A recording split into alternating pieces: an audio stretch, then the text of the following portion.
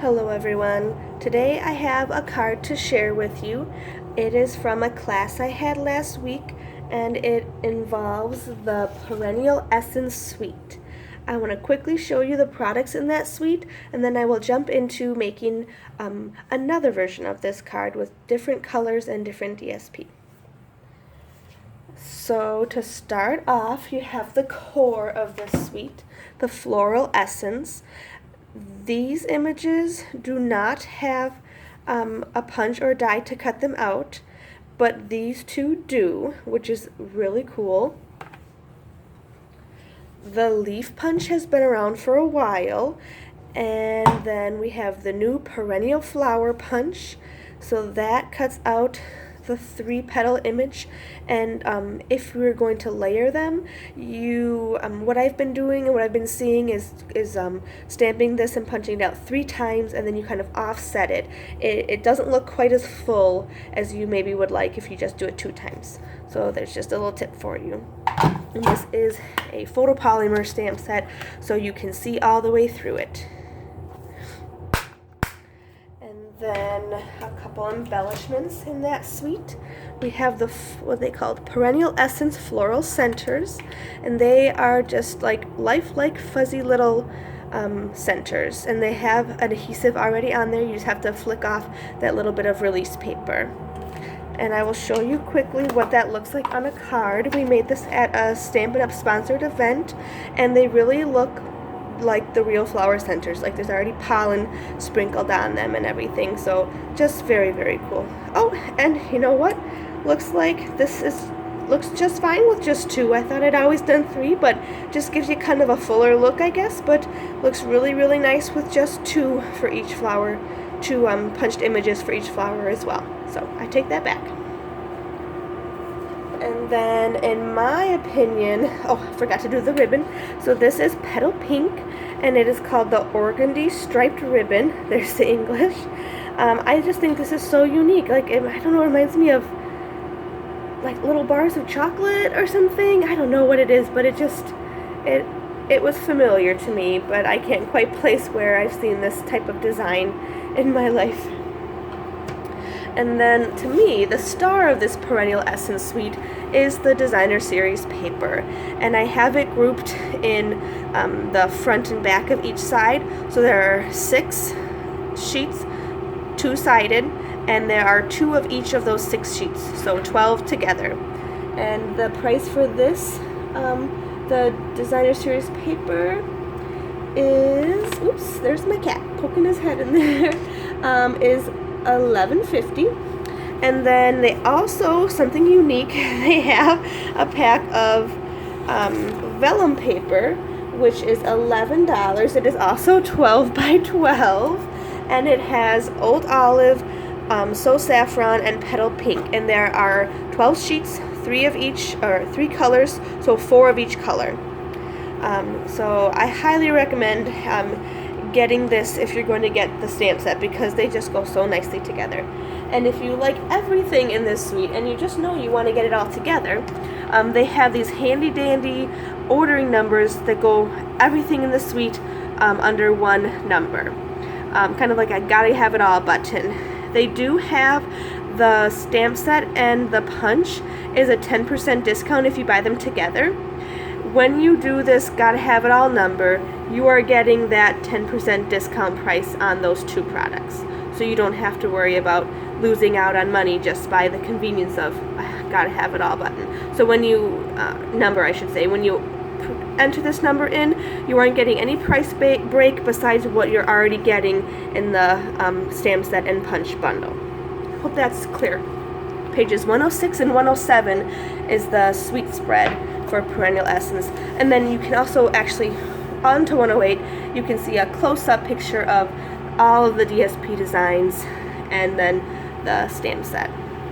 So really a kind of new way they're showing the suites, and I really think it's helpful. Okay, so then let's jump into the card. I always either put the Designer Series paper on my envelope flap or stamp on it. I try to not leave, they say don't leave any naked envelopes. So that don't forget the envelope. And then before I forget to mention, I did stamp on the inside too, just kind of the same basic as the envelope. I use soft suede for my base, so saffron for my cardstock layer, and then this, I'm really bad with flowers, but it looks like daisies maybe, kind of the more close together pink and yellow and white design in there. There's one that's bigger images, a little wider spread. Then a little bit of our burlap ribbon there, and then I did gold embossing on the So Saffron Vellum, and you have to fussy cut that out. And then I used the gold faceted gems. My goodness, my cat really wants to be a part of this video.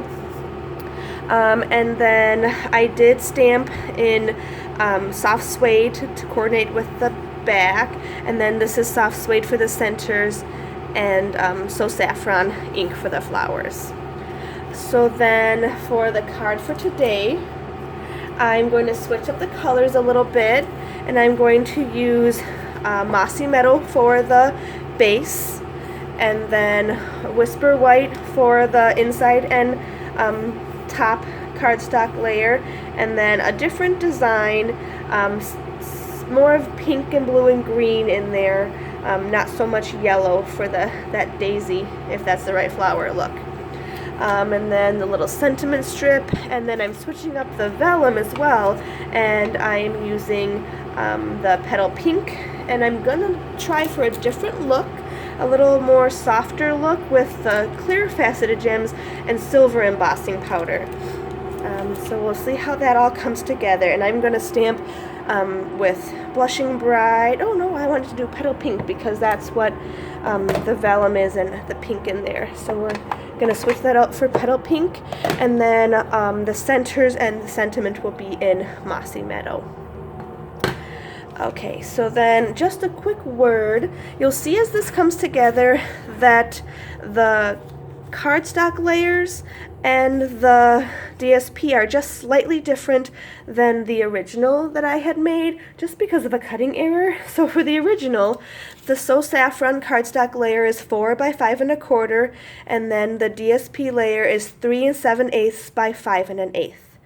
Then on the new card, we're going to have a little bit of a bigger border around because I cut the white cardstock just a tad smaller than the So Saffron, and so this will be 3 7/8 by 5 1/8, and the new DSP layer will also be just a tad smaller than the other card at 3 3/4 by 5 inches. I plan to do a blog post for this, and I will post all of these measurements on the blog. Then the sentiment layer is the same, 3 by 3/4 inches. So I wrote it down wrong on my paper, and that really makes a difference. It's not 3 3/4, it's just 3/4 of an inch, just less than 1 inch. So that should be all of the measurements that we need to know. Move the cat from in front of the light. He really, really likes to be involved. And let's do some stamping then. We'll start with our vellum, and we're going to need some Versamark ink to make the embossing powder stick, and I have it already prepped. So we got our little flower here, ink it up, and then make sure it's all on my sheet, and then I'm going to grab some scratch paper.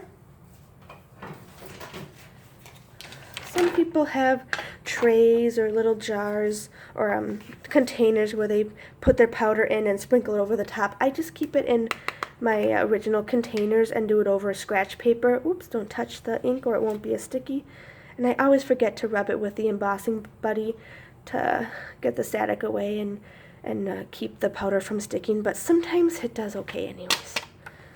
Yeah, so that's pretty nice. And then you just take this, and this will still be on the shot. Tap it back in there, and you are good to go to use this again later. Okay, I will pause the video while I go over and heat set my flower. Okay, and I'm back. Now, the first one I had stamped was on this side of the vellum paper, and I'm not sure if it shows up in the shot. It is actually the back. there is a back that looks much more muted and like a not as bright of a color, and that's not going to look the best. So what you really want to do is make sure you stamp and emboss on the front of your vellum. You can tell it's a little brighter, not so frosted looking. That's the side we want. And I did get a little extra bit of ink there, but we're going to cover it up with our gem so it won't really matter. So then I'll just show a little bit of the fussy cutting so you can see how it's not really too tricky, and then I'll finish on my own. So you just kind of want to kind of curve the scissor, or turn the paper and keep the scissors, however works best for you. There are different schools of thought on that. So it really comes quite easily around those broad strokes of the stamp. So it really takes but a minute. Okay, I'll finish that up off camera. Okay, and I think we're back again. So really not too tricky. And just having that on its own and not on a larger sheet of paper just really is going to stand out on the card. Okay, so then let's do our sentiment. We'll get all of our stamping done. Then we can adhere everything together. We're going to use the Mossy Meadow, and I did choose a different sentiment for this card just to show you all of them. This one says, wishing you a blissful future. We're going to make it more of a birthday kind of thing. That, to me, sounds like a wedding or a graduation, someone said. I like that. You can probably read this, but it says, with friendly thoughts and best wishes today and every day. So that's also pretty versatile. To me, I still think of birthday, but it could go for whatever you'd like. And now we're going to leave a little bit of room on each side because some of it is under the flower, and then we need to leave room to, let's flag it first. Then we know how much we're working with. So we don't want to come in super far. We do have a banner triple punch, but I think the smallest one is 1 inch on there, and then maybe 1.25 inches, 1.5 inches. So for less than 1 inch, I just do this. Cut up in the middle of your paper and then come from the corners and cut to that top of your incision, and then in the other corner, and you meet it in the middle. And really, it's so small, people aren't going to notice if it's off a tiny bit. So I don't do any measuring or anything, but there, you just take a quick look and you'll think that's pretty good. And then now we can, I always line things up on my grid paper so then I have the best chance of getting it straight. Okay, so then we'll ink this up again. And also a tip, you might know this, you want to have the smallest block possible that your stamp will fit on, and that will give you the best stamped image. If you're working with a a block that's much bigger than your stamp, it's very easy to rock it and get a blurry image. So then we'll go kind of close to our end over here, and we might be able to trim some of this off. It's not quite as long as the other sentiment. And it's such tiny little fine print. It's very pretty though. We'll use this later, but I always say close it up and then you don't drop anything in it. So we're gonna go like this. We probably don't need quite this much, so let's cut a little off. And then we'll do our stamping on our inside. So just for reference, we have, I used to always do something in this corner on the envelope too, and then I realized that this is where I'm going to be writing my name, and so I switched them to the other corners. Those little things you learn over time. And then this just has Versamark in it, so it's not going to hurt your ink. You could clean it off in between, but I don't want to get my cleaning thing out. And I always just practice to the side to make sure it looks right. Okay, so then we've got the top right. And I like to stamp off a little bit, not to take up so much room, and it just kind of looks artsy. And then center still on the paper. I love these photopolymer where you can see completely through. They're not called clear. Some people call them that because they are clear, but the clear mount stamps still have the foam on it, so that even though these are clear as in see-through, they're still called photopolymer because that's the material they're made out of. And then we'll bring out our little green. Now you want to, with a dark color, you want to stamp it off and see which one you like better. I think I'm going to go with the second one with the stamped off image, just because I don't want it to look quite so dark on here. Okay, it's still in the shot. And then fill that in. Oh, that's okay. I'm not going to go over it because it'll get darker. I'm just going to leave a little imperfection because it's hand stamped, and no one else will care as much as you do, if you even care that much. Oh, I think my issue was I wasn't pressing the stamp fully down, because it works just fine up there, so there's no issue with the stamp, just the stamper in this case. And then while I've got my envelope here, actually I don't, but I'm just going to do that quick.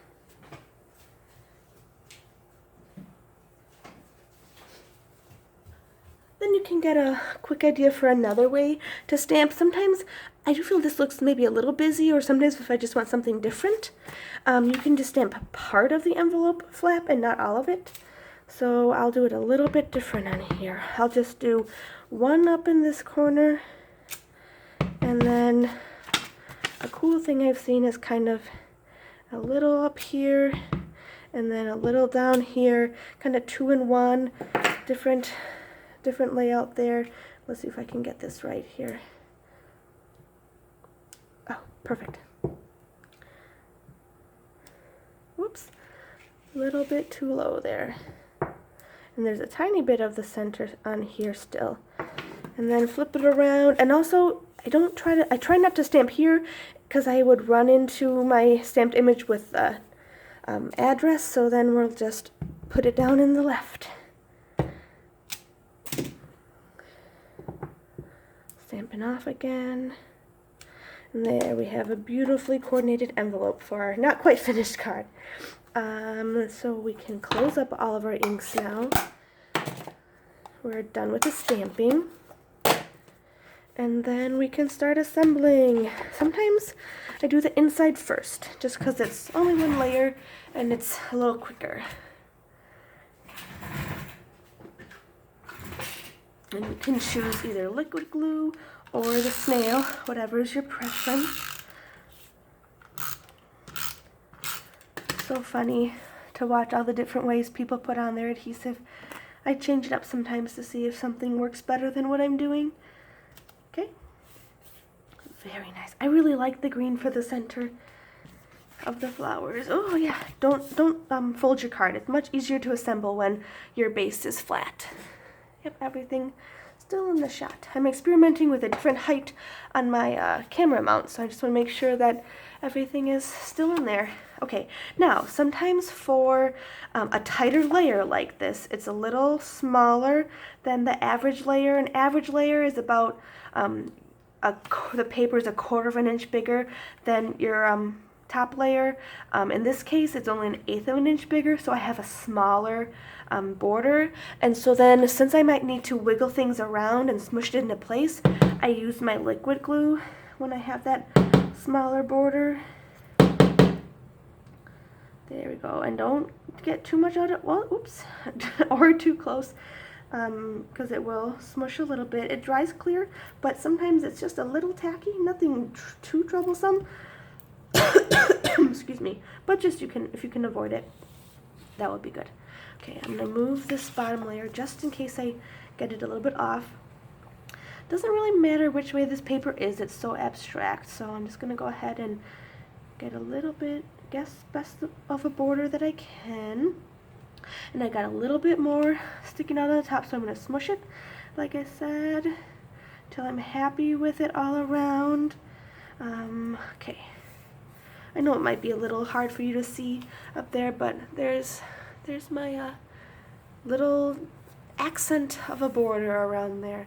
And then I did pop up those 2 layers on here after I wrapped around my ribbon. You always have to remember the ribbon, otherwise you're taking your card apart and things are just not as easy. So I'm just going to use this as a guide. You could do it too on your regular one. You just kind of make sure it's going to stick over a little bit, and then you can just snip it off there. A little extra never hurt. So then for the ribbon, what works best for me are glue dots. Especially with a thicker ribbon like this. Just one on the back of it, because it'll be wrapping around on each side. Oh, if I was off camera there, I'm sorry. I had been standing and then my back got sore, so I sat down and now I can't quite see as well. Okay, so about half an inch kind of from the end of your layers there. Make sure our glue dot is sticking above, and then we'll stick that down and then try to keep it even, wrap that around, stick it down up there. Now we want to put on our dimensionals. Some people go real crazy. I put a good amount on there, but I try not to go too crazy because it'll hold up. I always do the corners, I always do the center, and then I usually end up doing the long sides in the middle. And then after I do that, I think, well, I'll just do the other middles too. So this is kind of what I usually do when I'm putting in dimensionals on a whole sheet of cardstock, 9 of them there. And then you got to take all the backs off. Can do this pretty quickly, no need to pause. We have a little bit of a longer nail, it helps to get under the release paper. That one already came off. Okay, so we'll move our card out of the way. And then line this up here. And then I try to find those dimensionals and push on them, and then you can kind of see the difference here of the border. Much more, not much more, but a bit more of the green is showing as compared to the soft suede on the right. So that's the difference it made, having those slightly smaller layers on the green card. So looks nice both ways. And then, oh, did I get a smear on there? Oh, I did. But I am just going to quickly turn it over and stamp the other side. Sometimes, if it was not on camera, I would maybe start over because it has kind of a slightly rougher edge, but it's not terrible. So I'm just going to put it together like this for you. How did I get that purple smudge on there? Anyways, it happens. So then this one goes down under the flower. So let's do a little bit of placement without gluing it down. See if we kind of like where that is. I think I do. So this is where I'm going to put my, just kind of turn it over in the same spot. Put this down flat with the snail. Turn it over in that same spot again. Okay, and then this has dimensionals on the back as well. Now you're going to try to stay close to the end on this side. Maybe you go with a mini dimensional because we don't want to have dimensionals on top of the ribbon. It's already going to be a little bulky. So we want to put a couple over here and then one just on this little flap or little petal. I'll put my finger there to remember. So we do have a mini size that will work really well when you just need a little bit of area covered. And then the full size for the other side. And if you need to adjust, you can usually carefully peel these off and adjust your placement if you need to. Get that tiny paper off. Okay, and then let's see if I got this good. I think I did. No. Oh, as you can see here, maybe through the paper a little bit too far over on this dimensional. So then I can just lift it up. Carefully get your finger under an edge of that. And then kind of scoot it way over here. And then we're good. Then we have it all popped up nicely. And if you want to, you can add dimensionals later. Just kind of stick them on here under your paper snips, and then I can really pop up everything. Okay, there you go. And then the last thing that we need is our center. So we're using the clear faceted gems. I always cut off the little flap so I can easily pull it out. And then with these, I'm going to use all the what are these called? embellishments, I used my take your pick tool. There's the sticky putty end, and I'm going to use the biggest one because it's a big flower, and then you just push it and you can easily pick it up. Oh, I like the silver. I'm so glad I switched to silver on this card to show you another look. Softer, muted. Oh, I love it. Sorry, this is new to me. I didn't do it in this color yet. Excuse my oohs and ahs. Oh, and I think that I have this opening up a different way too, so even more variety for you. Both ways very cool. Okay, so that is our video for today. Thank you so much for watching. I hope you enjoyed it. And as soon as possible, I will put a blog link in the description on this video, so you can click over to that and see more pictures and the supply list and the dimensions. So thank you for your time today.